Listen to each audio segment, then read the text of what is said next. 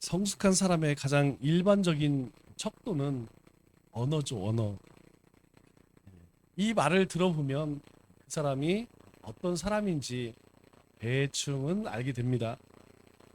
성인인데도 상대방에게 존중하는 말을 하기 어려워하는 사람들이 있죠. 어, 왜 그러느냐? 왜 상대방을 존중하기가 어려워하느냐? 그게 자기 중심적이기 때문이죠. 자기 중심적이기 때문에 예, 다른 사람들을 배려하는 마음이 사실 조금 결여가 돼요. 성인이지만 이 말이 여전히 유아의 모습으로 살아가는 사람들이 의외로 많습니다. 특별히 우리 젊은 사람들 이야기를 들어보면 항상 모든 것이 자기 중심적으로 이기적으로 그렇게 바뀌어 가죠. 이기적이라는 것은 상대방의 입장을 잘 고려하지 않는다는 것입니다. 상대방이 어떻게 받아들이든 상대방이 어떤 기분이든 그게 그것을 배려하지 않는다는 것이죠. 자기 감정에 늘 충실하기 때문에 언제나 항상 자기가 중요합니다. 문제는 무엇이냐? 그렇게 말에 훈련이 되어지지 않으면 우리 입술이 자기 분수를 지키지 못해요. 자기 분수를 지키지 못하면 분수가 됩니다. 분수와 분수는 한 끗 차이입니다. 그런데 우리가 신앙과 삶에서 자기의 분수를 넘어서는 순간 분수가 된다는 것이죠. 그래서 우리가 잘 알고 있는 소크라테스가 뭐라고 이야기합니까? 내 자신을 알라. 내 자신을 알라. 우리 자신을 아는 것, 내가 어떤 존재라는 걸 아는 것, 이것이 참 중요합니다. 우리가 우리 자신을 알지 못하면 하나님 앞에서 우리 분수를 지키기가 어렵죠. 이게 하나님 앞에서만 그런 것이 아니고 말씀 앞에서도 분수 지키기가 어렵습니다. 의외로 그런 사람들이 많아요. 하나님보다 더 위대한 사람들, 말씀보다 더 위대한 사람들 뿐만 아니라 사람 앞에서도 자기 분수를 지키지 못하죠. 그러다 보면 결국 그 삶이 점점점 공고해질 수밖에 없습니다. 오늘 우리가 읽은 이 마태복음 5장에서부터 산상수훈이 시작되죠. 산에서 주님께서 우리에게 가르치신 말씀이다. 그래서 산상수훈 또는 산상설교 이렇게 이야기합니다. 그런데 이 산상수훈의 요점은 무엇이냐? 그리스도인이 그리스도인답게 살아야 한다.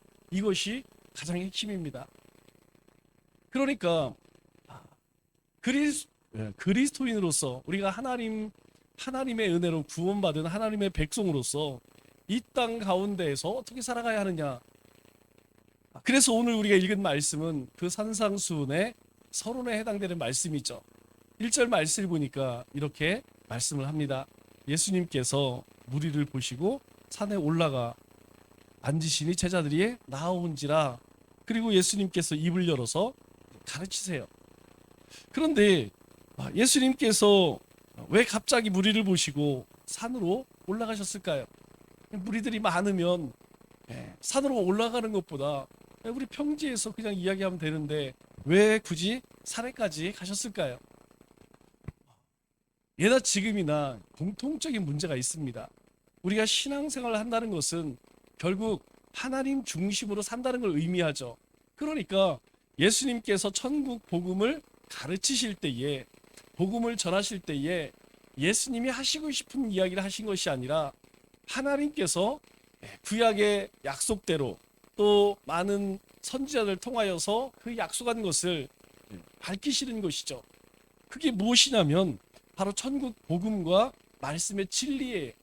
그런데 그 많은 무리들은 천국 복음이나 말씀의 진리에 별 관심이 없었습니다. 어디에 관심이 있었을까요? 네, 병 고치는 것 너무 신기하죠. 앉은 맥에 일어나고 앞을 보지 못하는 사람이 보고 문둥병자 낫고, 이것은 그 당시의 의술은 상상할 수 없는 일입니다. 그런데 그러한 일들을 행하시는 예수님을 보기 위해서 구름대 같은 많은 사람들이 모였죠.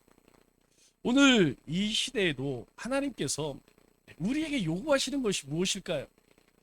우리에게 성령을 보내주셔서 우리로 하여금 무엇을 깨닫게 하기를 원하실까요? 예, 동일합니다. 하나님은 우리가 천국 복음 가운데에서, 말씀의 진리 가운데에서 살기를 원하신다는 것이죠. 하나님께서 우리를 얼마나 사랑하시는지, 그 하나님의 사랑을 받은 우리가 이 땅에서, 우리의 가정에서, 우리의 삶의 터전에서 주님의 몸된 교회를 섬기면서 어떻게 하기를, 어떠한 삶을 살기를 우리 스스로 그렇게 깨닫기를 원하시는 것이죠. 그러나 실상은 그렇지 않은 것 같아요. 왜냐하면 우리의 관심을 보면 그것보다는 훨씬 더 우리의 삶의 무기가 있다는 것이죠. 더 많은 복을 받고, 더 많이 소유를 하고, 더 많이 내 이름을 내고, 더 평안하고, 이것에 관심이 있다는 것이죠. 이것은 당시 예수님을 따랐던 무리들과 크게 조금 모양은 바뀌었지만 대등소이합니다. 크게 바뀌지 않았다는 것이죠. 두 번째로 예수님께서 무리를 보시고 산에 올라가신 이유는 허다한 무리들을 보시고 예수님께서 그들을 불쌍히 여기셨다는 것이죠. 진리를 찾지 못하고 허상을 쫓아 살아가는 그들을 보시고 예수님께서는 긍휼히 여기셨다는 것입니다. 여러분, 우리가 복음을 전할 때에 세상 사람들과 이야기를 나누다 보면 결국 어디에 가서 우리의 생각이 멈추느냐, 참 이 사람들 불행한 인생을 사는구나. 저는 그래요. 하나님 알지 못하는 사람과 이야기를 나누다 보면 처음에는 자신이 어떠한 삶을 살았고 막 업적을 이야기합니다. 그러나 결론에 가서는 무엇이냐, 인생이 별 재미가 없다는 것이죠. 삶의 의미를 잘 모르겠다는 것이죠. 그러니까 그러한 이 무리들을 예수님께서 보시고 긍휼히 여기셨다는 거예요. 그래서 사도 바울이 디모데에게 편지를 씁니다. 디모데후서 3장 14절로 17절 말씀을 보면 이런 말씀을 하죠. 너희는 배우고 확실한 일에 거하라. 어디서 많이 들어본 말 같죠? 2019년 우리 교회 표어였어요. 우리에게 하나님께서 우리의 삶 속에 늘 새 일을 행하기를 원하십니다. 이것은 2018년도 우리 교회 표어였죠. 하나님은 매일매일 우리 인생 가운데 새로운 일을 행하기를 원하세요. 그렇게 하기 위해서는 어떻게 해야 되느냐? 우리가 배우고 그 배움을 통해서 확신 가진 것, 그게 뭡니까? 내가 하나님의 은혜로 예수 그리스도의 십자가로 내가 하나님의 백성이 되었구나, 내가 거룩한 사람이 되었구나, 여기에 거하라는 것이죠. 너희가 세상 속에 가든, 너희가 핍박이 찾아오든, 너희 가운데 어떤 유혹과 시련이 오든 그거에 휘둘리지 말고 너희가 배운 그곳에 확신을 가지고 거기에 머물러라, 흔들리지 말라, 그렇게 권면을 하죠. 우리가 이 산상수훈을 잘 이해하기 위해서 세 가지 배경을 잘 이해를 해야 됩니다. 첫째는 성경적인 배경이죠. 성경적인 배경이라는 것은 예수님께서 가르치시는 이 말씀 속에 우리 구약시대에 하나님께서 이스라엘 백성들에게, 하나님의 백성들에게 주신 약속이 무엇입니까? 율법이죠. 우리가 이 율법을 잘 이해를 해야 되는데 율법을 잘 지켜서 하나님 백성 되는 것이 아닙니다. 왜냐하면 그렇게 구원을 얻은 사람은 한 명도 없어요. 하나님께서는 이미 하나님의 백성들을 택하셨습니다. 아브라함에게 말씀하시죠. 그리고 그 후손들 가운데에 하나님께서 율법을 주셨다는 것이죠. 하나님의 택함이 먼저 있었고 택함 받은 하나님의 백성들이 어떻게 살아가야 하는지 주신 것이 무엇이냐면 율법이라는 것이죠. 그렇기 때문에 율법은 하나님의 백성으로서 온전한 삶을 의미합니다. 우리가 십계명 그리고 그 외에 여러 가지 말씀들이 많이 있죠. 우리가 어떻게 행해야 되느냐, 그것은 하나님의 택한 백성으로서 당연히 살아가야 할 모습이라는 것이죠. 그런데 이스라엘 백성들은 그렇게 살았나요? 살지 못했어요. 그 율법을 지키며 살지 못했습니다. 그래서 예수님께서 그 율법의 완성으로 오셨다라고 우리 마태복음 5장 17절에 이렇게 이야기하죠. 내가 율법이나 선지자를 폐하러 온 줄로 생각하지 마라. 예수님께서는 이 율법을 폐하러 온 것이 아니요 완전케 하려 함이라. 완전케 한다는 건 뭐예요? 율법을 지킬 수 있게 하겠다, 이렇게 말씀하는 것이죠. 즉 율법을 이스라엘 백성들은 지키지 못해서 결국 우상을 숭배하고 말씀을 떠나 살았어요.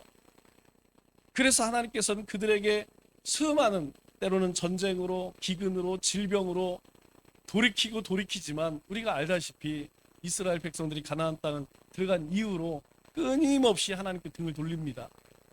결국에는 예수님께서 이 땅에 오심으로, 예수님이 희생 제물이 되심으로 인하여서 그 예수를 믿는 믿음으로 구원을 얻게 하셨다는 것이죠. 그래서 이 산상수는 구약의 이 약속들을 완성하는 그런 내용이라는 것이죠. 두 번째는 정치적 배경입니다. 우리가 잘 알다시피 이스라엘은 로마의 지배를 받고 있었죠. 그렇기 때문에 그들 가운데에 빨리 해방했으면 좋겠다라고 하는 정치적 메시아 대망 사상이 있었습니다. 이러한 상황을 해서 예수님께서 이 천국에 대해서, 하나님 나라에 대해서 말씀하실 때 뭐라고 이야기합니까? 그 나라는 외적으로 오는 것이 아니고 우리 가운데 내적으로, 영적으로 임하는 것이다, 그렇게 말씀을 하죠. 요한복음 18장 36절 말씀을 보니까 주님께서 이렇게 말씀합니다. 내 나라는 하나님 나라, 천국이죠. 이 세상의 아니니라. 그런데 많은 사람들은, 예수님을 따랐던 많은 사람들은 대부분 그 하나님의 나라가 지금 자신들이 살아가고 있는 이스라엘 가운데 임할 것이다, 그렇게 생각했죠. 그래서 만일 내 나라가 이 세상에 속한 것이었더라면 내 종들이 싸워 나로 유대인들에게 넘겨지지 않게 하리라. 예수님이 십자가에 죽을 필요가 없죠. 그래서 이제 내 나라는 여기에 속한 것이 아니다, 이 세상에 속한 것이 아니다. 그러면 어디에 속했다는 것이죠?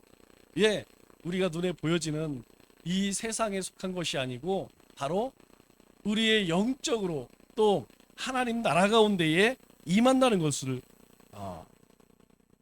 예수님께서 말씀하셨죠. 세 번째로는 종교적 배경입니다. 당시에 이 종교적, 당시 시대를 우리가 종교적 암흑시대라고 이야기했죠. 왜 암흑시대라고 이야기합니까?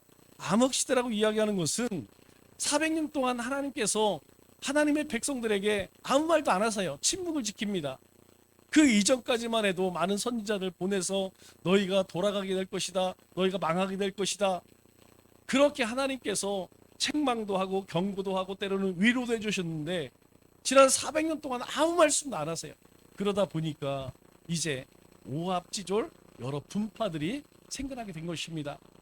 그 이스라엘 종교 지도자들이 누구였느냐? 바로 바리새인, 사두개인, 에센파, 그리고 열심당원들이 있었죠. 이 바리새파는 어떤 사람들입니까? 바리새파들은 현실을 무시하고 뭐에만 집중해요? 바로 율법에만 집중했던 사람들입니다. 우리가 하나님의 말씀을 우리의 삶에 적용할 때에 이것을 잘 적용할 수 있어야 돼요. 이 하나님의 말씀을 잘 적용하지 못하면 어떻게 되느냐? 문자적으로만 해석하게 되는 것이죠. 그렇기 때문에 예수님으로부터 이 바리새인들은 엄청나게 책망을 받았습니다. 사두개파들은 율법을 바리새인들은 철저히 지키는 반면 이 사두개파들은 율법을 적당히, 여러분 율법을 적당히 지키면 뭐하고 친해지죠? 세상과 친해지게 되는 것입니다. 그러니까 정치적이고 현실적인 이해관계로 모인 사람들, 어떻게 하면 우리가 종교라는 이름으로 우리의 배를 채울 수 있을까 하는 사람, 그 사람들로 모여진 집단들이 있죠. 그러나 주님께서는 뭐라고 이야기합니까? 하나님을 사랑하라. 그리고 하나님의 백성은 하나님의 말씀대로 살아야 된다. 세 번째로 SM파는 현실 도피주의자들이, 이들은 극단적 경건파들입니다. 그래서 예수님의 재림을 기다리면서 산속에 가서 은등 생활을 했던 사람이죠. 그런데 주님은 그런 말씀하시지 않습니다. 금욕보다 더 중요한 것은 무엇이냐면 속세를 떠나는 것이 중요한 것이 아니라 속세 가운데, 즉 세상 속에서 어떻게 하나님의 백성으로 살아갈 것이냐, 주님께서는 그것을 가르치셨어요. 그것을 말씀하셨습니다. 그런데 이들은 어때요? 세상 속에 있으면 우리가 청목청이라고 그러죠. 연탄 날르면 까만 게 묻게 돼 있습니다. 우리가 세상 속에 살아가면 죄를 접할 수밖에 없으니까 차라리 그냥 죄 지을 것 없는 산속에 가서 살자. 그러면 거기에서 죄 안 지을까요? 그렇지 않죠. 네 번째로 열심당원들입니다. 이 열심당원은 이야기할 필요도 없이 민족주의자들이죠.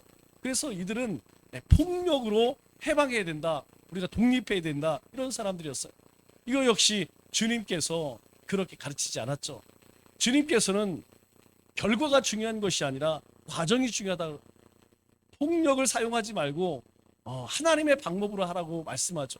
그래서 이 예수님이 잡혀가실 때에 베드로가 대제사장의 종 말고의 길을 확 잘랐을 때 뭐라고 이야기합니까? 칼로 잃었으면 칼로만 간다는 것이죠. 그거 하나님이 원하는 거 아니었습니다. 그런데 이런 일들이 이런 분파들이 왜 생겨났느냐? 바로 이 400년 동안 하나님이 말씀하지 않기 때문에 다 자기들 입장에서 그렇게 하나님을 섬긴다고 생겨난 분파들이죠. 그렇다면 우리는 어떤 시각으로 이 산상수훈을 바라봐야 할까요? 가장 중요한 것은 무엇이냐면 이 산상수훈은 하나님 나라의 기준이라는 것입니다. 여러분, 기준은 정확해야 돼요. 제가 종종 중국산이죠? 알리에서 물건을 사요. 그럼 이 물건을 사면 참 특이한 게 뭐냐면 비슷한데 달라요. 예를 들어 자를 사면 자의 눈금이 여러분 규격이 맞아야 되지 않아요? 그러면 10cm면 10cm 규격이 딱 맞아야 됩니다. 그런데 여기서 산 거는 10cm가 될 때도 있고 안 될 때도 있고 넘을 때도 있고 항상 그래. 여러분, 자만 그런 것이 아니고 전자제품도 마찬가지입니다. 이 규격이 그냥 조금 달라요. 그렇기 때문에 오래 사용을 하지 못합니다.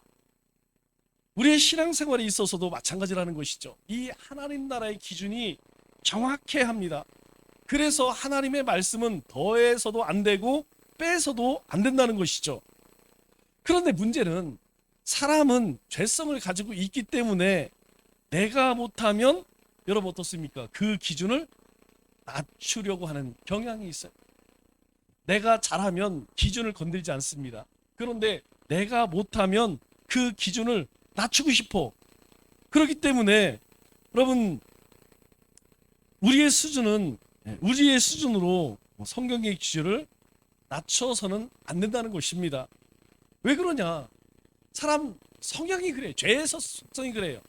여러분, 상향 평준화를 원할까요? 하향 평준화를 원할까요? 하향 평준화를 원한다는 거예요. 내가 못하니까 그것은 하지 말자. 이렇게 갑니다. 그렇게 가게 돼 있어요. 내가 하지 못하는 것 다른 사람들이 하잖아요. 시기합니다. 시기로 끝나지 않아요. 방해합니다. 분명 그렇게 돼 있어요. 왜 우리의 영성, 이 믿음이 적고 많음을 예수님께서 언급하시느냐? 바로 그거예요. 믿음이 적으면 하나님의 뜻을 쫓아 살아갈 수 있느냐? 어렵습니다. 그래서 예수님께서 제자들에게 믿음이 적은 자들아 라고 말씀하시는 이유가 바로 거기에 있는 거예요. 우리의 믿음이 풍성해지지 않으면, 믿음의 분량이 커지지 않으면 하나님께서 이 세상을 향해서 어떠한 일들을 계획하고 어떤 일을 행하시는지 그걸 깨달을 수가 없다는 거예요. 마찬가지라는 것입니다. 우리가 하나님의 백성으로서 하나님 나라의 기준을 낮춰버리면 우리는 어떻게 됩니까? 세상 사람들과 똑같이 되어버리는 거예요. 교회의 타락이, 우리 신앙의 타락이 어디서부터 비롯되었을까요? 분명합니다. 우리 삶과 우리의 신앙, 교회의 타락은 바로 하나님의 기준이 아닌 세상의 기준에 맞추어지면서부터 바로 교회가 힘을 잃기 시작했다는 거예요. 여러분, 우리는 대세를 쫓아가는 사람들이 아니라고 그랬죠? 우리는 항상 대의를 쫓아가는 사람들이, 시대의 흐름을 쫓아가는 것이 아니고 하나님의 말씀을 따라가는 사람들이라고 말씀을 드렸습니다. 여러분, 한때에는 권세가 세상을 지배할 때가 있었어요. 그래서 그 권세를 얻기 위해서 부단히 애를 씁니다. 여러분, 요즘 이 시대는 이 세상의 대세가 뭡니까? 어디를 가도 물질입니다. 그런데 문제는 무엇이냐면 우리의 신앙인들도 기준이 하나님의 말씀이 아니라 뭐가 돼버려요? 세상의 가치가 되어버린다는 것이죠. 또 한 가지가 무엇입니까? 편리함입니다. 여러분, 신앙생활을 편리하게 하는 것이 가능할까요? 절대 불가능합니다. 여러분, 오늘 우리가 예배를 드리러 올 때에 우리는 많은 것을 포기했어요. 여러분, 많은 것을 내려놓고 포기하지 않으면 여러분, 신앙은 편리하게 편하게 할 수 없습니다. 절대 없습니다. 신앙은 불편한 거예요. 불편할 수밖에 없습니다. 왜? 세상 사람들이 하지 않는 것, 그것을 하지 않기 때문에 불편할 수밖에 없는 것이죠. 그런데 기준이 낮아져 버리니까 어떻습니까? 자꾸 그쪽으로 가게 되는 거예요. 세상 사람들의 그 편리함을 쫓아가게 됩니다. 그 대표적인 것이 무엇이냐면 우리 지금 오후 예배를 드리죠. 제가 우리 교회가 언제부터 오후 예배를 드리는지 모르겠지만 제가 청년 때, 제가 강도사 때까지 제가 섬겼던 교회에는 저녁 예배를 드렸습니다. 제천에서도 저녁 예배를 드리고, 그리고 대전에서도 저녁 예배 드렸어요. 그런데 어느 날부터 오후 예배로 예배가 바뀌기 시작하면서 지금은 거의 있습니다. 몇 교회 빼고는 거의 오후 예배를 드려요. 왜 그럴까요? 여러분, 여러 가지 이유들이 있어요. 그러나 분명한 것은 우리의 하나님 나라의 기준이 결국에 낮아졌기 때문에 그 편리성을 쫓아가다 보니까 그렇게 다 바뀌어버린 것이죠. 두 번째로 우리가 어떤 시각으로 이 산상수훈을 바라봐야 하느냐, 예수님께서 말씀대로 사셨기 때문에 우리도 그렇게 살 수 있다라는 것을 우리에게 보여주는 것입니다. 예수님께서 십자가를 지신 이유도 바로 여기 있어요. 우리 히브리서 4장 15절 말씀을 보면 우리에게 이렇게 말씀을 하죠. 우리에게 있는 대제사장은 누구를 이야기합니까? 예수님을 이야기하죠. 우리의 연약함을 동정하지 못하실 리가 아니요. 우리의 연약함을 모르시는 분이 아니라는 것입니다. 우리의 연약함을 다 아신다는 것이죠. 그래서 모든 일에 우리가 똑같이 그렇게 시험을 받으셨지만 죄는 없다, 이렇게 이야기하시죠. 즉 우리 이전 성경을 보면 체휼이라는 말을 써요. 주님께서도 우리가 겪는 그 모든 고통들, 우리의 삶의 모든 일들을 경험하셨다는 거예요. 예수님께서 30년 동안 여러분 자녀로서, 장자로서, 아들로서 여러분 그 역할 다 했다는 거예요. 뿐만 아니라 그렇기 때문에 예수님도 때가 되면 시장하셨습니다. 배가 고팠어요. 그리고 예수님께서도 슬픈 일을 바라보실 눈물을 흘리셨고 기쁜 일이 있을 때 기뻐하셨어요. 예수님께서도 그렇게 다 하셨다는 것이죠. 그렇기 때문에 우리에게도 주님께서 요구하는 것이 무엇이에요? 자기를 부인하고 자기 십자가를 지라고 이야기해요. 만일 주님께서 감당하지 못할 십자가였다면 우리에게 요구하지 않죠. 예수님에게 십자가는 하나님이 주신 사명이었습니다. 마찬가지로 우리에게 주신 십자가는 우리에게 주신 사명이라는 거예요. 사명. 그 사명이 무엇입니까? 가장 기본적인 것이 하나님을 영화롭게 하는 것이에요. 우리가 하나님을 기뻐하실 수 있도록 우리가 찬송하고 경배하고 그분을 예배하는 것, 그것이 우리의 본분이라는 것이죠. 왜? 주님께서 하나님 앞에서 그렇게 하셨다는 것입니다. 그렇기 때문에 주님도 하셨기 때문에 너희들도 할 수 있다는 거예요. 왜? 주님도 사람의 모습으로 오셔서 우리와 똑같이 그 모든 일들을 다 경험하셨기 때문에 너희도 그렇게 행하라는 것이죠.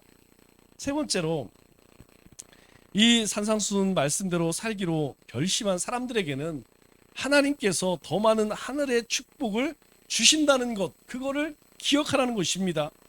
그래서 이 팔복 가운데에 가장 첫 번째가 무엇이냐면 너희가 무엇을 하면 그것에 대한 대가가 이것이다 이렇게 이야기합니다. 내가 심령이 가난한 자로 살면 그것이 복된 것인데 그 복이 무엇이냐면 하나님의 나라, 그 거룩한 백성, 그 하나님의 나라를 너희가 얻게 될 것이다 이렇게 이야기하죠. 그래서 이 산상수훈 가운데 주님께서 말씀하시는 것은 너희가 그 하나님 나라의 기준대로 주님이 하신 것처럼 너희도 그 말씀을 쫓아 살게 되면 내 삶에 하나님의 축복이 있다는 것이, 우리가 땅의 것을 포기하면 하늘 것을 얻습니다. 또 세상 것을 버리면 영원한 생명을 얻게 되는 것이죠. 여러분, 이것을 역으로 이야기하면 어떻게 됩니까? 하늘 것을 포기하면 땅의 것도 잃게 된다는 거예요. 하나님의 것을, 하나님의 말씀을 버리면 결코 우리가 영원한 생명을 얻을 수 없다는 말씀도 된다는 것이죠. 그래서 주님께서 이 산상수훈을 통하여서 우리에게 요구하시는 것이 무엇이냐? 너희의 성품이 변화되고 너희의 가치관이 변화되고 너의 삶의 목적이 변화되기를 바라신다는 거예요. 여러분, 이 산상수훈뿐만 아니라 성경 말씀을 통하여 하나님께서 우리에게 요구하시는 것이 그것입니다. 우리가 신앙생활을 한다는 것은 결국 무엇입니까? 성화되어지는 과정과 결국 영원한 존재로 하나님 나라에 가는 것이, 그렇게 되기 위해서 우리는 매일매일 주님을 닮아가야 됩니다. 작년보다 재작년보다 올해 우리의 삶은 조금 더 주님을 닮아가고 조금 더 닮아가야 한다는 것이죠. 뿐만 아니라 우리의 가치관도 바뀌어져야 돼요. 앞서서 이야기한 것처럼 그렇게 세상의 기준으로 살았던 우리의 삶의 가치관을 이제는 성경적 가치관으로, 말씀의 가치관으로 그렇게 바뀌어져야 한다는 것이죠. 삶의 목적도 마찬가지입니다. 우리가 삶의 목적을 하나님 나라에 둔다고 이야기하지만 실제로 그럴까요? 주일날로 말씀드렸지만 우리의 시간과 장소를 한번 살펴보면 금방 알 수 있습니다. 내 삶의 목적이 정말 하나님의 나라인가? 내가 하루 24시간 가운데 하나님 나라의 백성으로서 얼마 할당했는가? 나는 어떤 장소에 살았는가? 나는 하나님의 은혜가 있는, 말씀이 있는, 하나님의 영이 충만한 그 자리에 있었는가? 아니면 분주한 삶의 자리에 있었는가? 우리에게 주님께서 이 산상수훈을 주신 목적이 바로 이것이라는 거예요. 그렇기 때문에 우리가 이 말씀을 묵상하면서 반드시 해야 할 일이 있습니다. 아, 주님께서 이런 말씀을 하셨구나. 참 좋은 말씀이지. 이렇게 산상수훈을 받아들여서는 안 된다는 것입니다. 우리가 이 산상수훈을 공부할 때에 반드시 나는 이 주님의 산상수훈 말씀대로 살기 시작해야 한다는 것이죠. 이제까지 우리가 알지 못해서, 깨닫지 못해서 살지 못했다면 이제 우리가 그 삶이 어떤 것인지 깨닫게 되면 이제부터라도 그렇게 살아가야 한다는 것입니다. 이제는 우리가 세상 사람들에게 믿음의 삶을 보여줘야 돼요. 삶으로 보여줘야 됩니다. 여러분, 나가서 여러분 복음을 외쳐보세요. 더 이상 어렵습니다. 이제 우리가 초대교로 돌아가자, 그런 이야기 많이 들어보셨죠? 초대교회 성도들처럼 그렇게 진정한 그리스도인으로 믿음과 하나님의 사랑을 보여줘야 됩니다. 그렇게 하기 위해서는 어떻게 해야 할까요? 우리가 하나님 나라의 기준대로 살 수 있어야 돼요. 우리가 세상 사람들 볼 때에 저 예수 믿는 사람들이 뭐 좀 달라졌네. 저 남충동교 사람들은 다른 교회 사람들하고 좀 다르네 라고 할 때에 바로 우리를 통하여서 선한 영향력과 복음이 증거되는 것이죠. 오늘 우리의 잘못이 무엇입니까? 우리의 잘못 다른 것이 아닙니다. 우리의 잘못은 너무 세속화되었다는 것, 너무 물질적이고 너무 이기적, 나밖에 몰라, 우리 가정밖에 몰라, 우리 교회밖에 몰라, 너무 이기적이고 너무 물질적이고 너무 세속적으로 바뀌어졌다는 것, 우리의 기준이 너무 저급해졌다는 것입니다. 그래서 우리가 이 산상수를 통하여서 무너진 그 하나님 나라의 기준을 끌어올릴 수 있어야 돼. 말씀을 맺겠습니다. 우리 안에 성령의 바람이 불어야 합니다. 우리는 예수님이 보여주신 기준대로 살아야 합니다. 그래서 구원받은 하나님의 거룩한 백성답게 살 수 있어야 합니다. 남은 3일도 우리의 꿈과 소망을 하나님 나라에 두고 구원받은 하나님의 거룩한 자녀로 하나님 나라의 기준으로 살아가는 우리 믿음의 권속들 되시기를 주님의 이름으로 축원합니다.